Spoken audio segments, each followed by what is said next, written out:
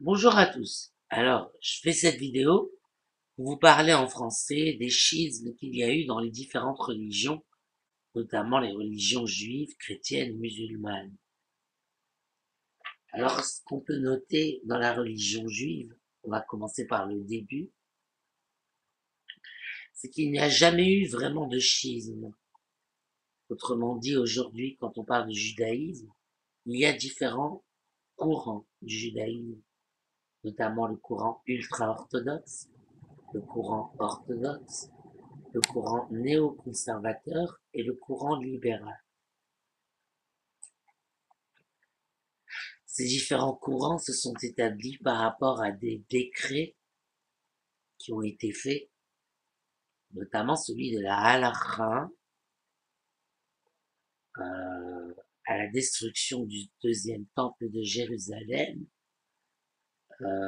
la loi orale, qui était censée rester une loi orale pour toujours, s'est vue en danger du fait de la diaspora. Ce qui fait que le judaïsme s'est mobilisé pour mettre par écrit la loi orale de la halakha euh, avant qu'elle soit perdue, éparpillée dans toute la diaspora. Cette halakha, c'est la définition du juif, a été conservée par les juifs libéraux. Aujourd'hui, les juifs libéraux considèrent la halakha de la destruction du deuxième temple comme toujours valide, ce qui n'est pas le cas des orthodoxes. Les ultra-orthodoxes osent peu se prononcer là-dessus, puisque eux vivent le judaïsme à la lettre, tel qu'il est écrit dans la Torah. Et, et donc, que disait cette halakha? La halakha disait que le juif était assimilé, c'est-à-dire qu'il n'y avait plus rien chez le juif qui le distinguait des autres. Elle disait que le juif gardait un code moral qui faisait qu'il ne se comportait pas comme les autres, même s'il était assimilé, parce qu'il gardait une morale de la Torah, le Talmud, même si la loi orale avait été mise par écrit. Un juif devait ne jamais oublier l'intervention de Dieu dans l'histoire. Cette halakha qui a fait le judaïsme libéral, du coup, et qui a été controversée, bien sûr, par l'orthodoxie juive. Or, moi, pour ma part, d'un point de vue orthodoxe, je ne me sens pas mise à part. C'est-à-dire que d'un point de vue orthodoxe, je suis orthodoxe. C'est-à-dire que l'orthodoxie juive reconnaît ma croyance comme étant orthodoxe. Si quelqu'un s'oppose à cette orthodoxie, ils leur diront simplement qu'il ne fallait pas reconnaître Jésus comme étant le Mashiach, tout simplement. Que si vous entrez dans la chrétienté, le plus orthodoxe, c'est le saint des derniers jours.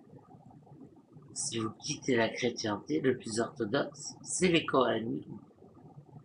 Mais dans tous les cas, orthodoxe, ça signifie juste être dans le droit chemin, respecter les commandements. Ortho, droit, doxie, chemin. C'est un mot qui nous vient du grec. Passons maintenant au christianisme. Le christianisme, c'est une église primitive qui s'est fondée par Jésus-Christ.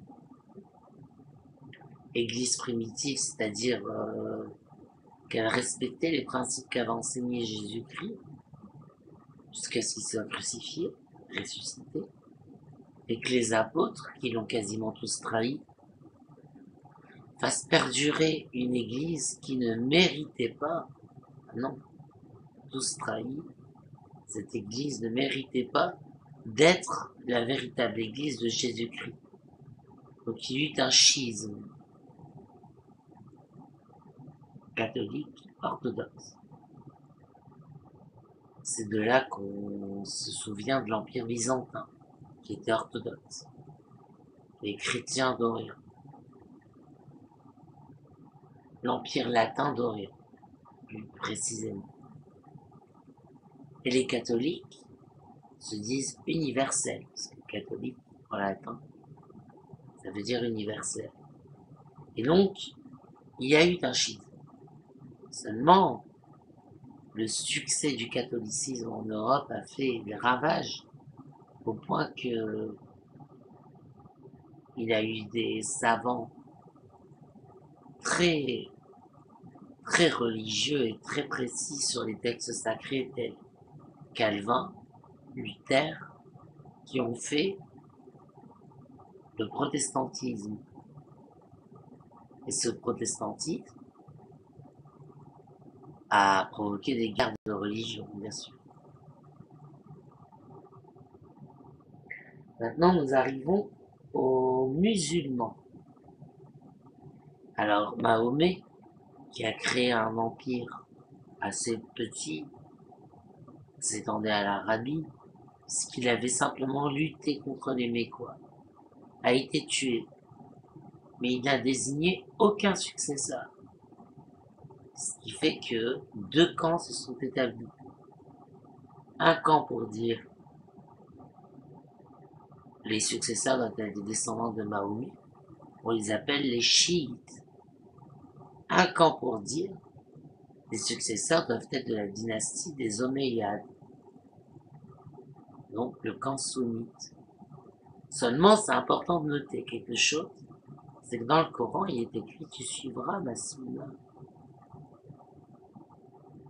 C'est pour ça que le sunnisme a un énorme succès, parce que le Coran le mentionne. Tu suivras ma sunna. La sunna, ce sont les hadiths, c'est-à-dire les dires du prophète, qui ont été rapportés par différentes personnes qui l'ont côtoyé. Ce qu'il a dit, ça ne fait pas partie du Coran, puisque c'est ce qu'il dit, mais ça fait partie quand même